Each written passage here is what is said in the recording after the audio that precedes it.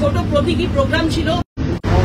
যোগ্য এবং অযোগ্য রয়েছেন, তাদেরকে আলাদা করতে পারলেন না এই মুখ্যমন্ত্রী।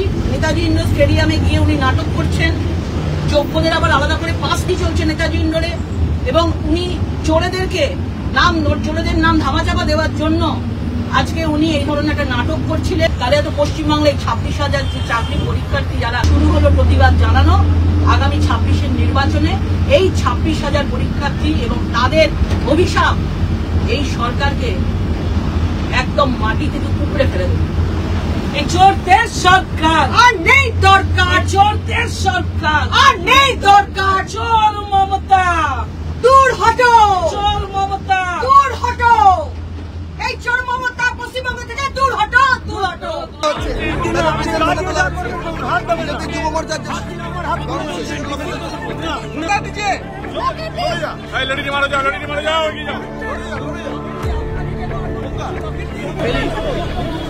পেলি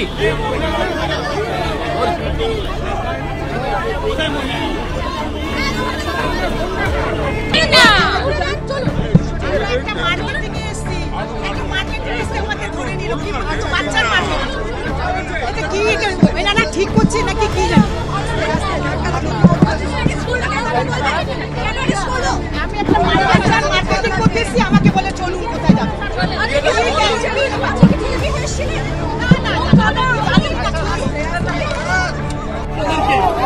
কেন করা হবে আমাদের অন্যায় প্রতিবাদ করছি বলে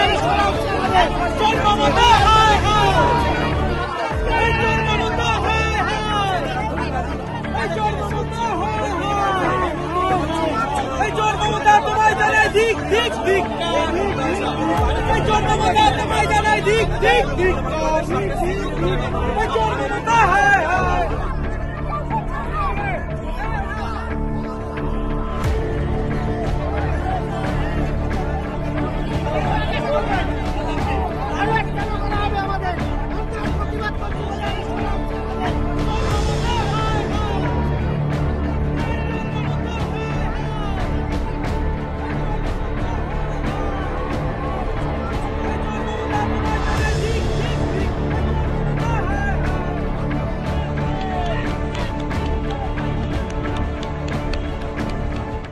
আমাদের ভিডিও ভালো লাগলে লাইক এবং শেয়ার করুন।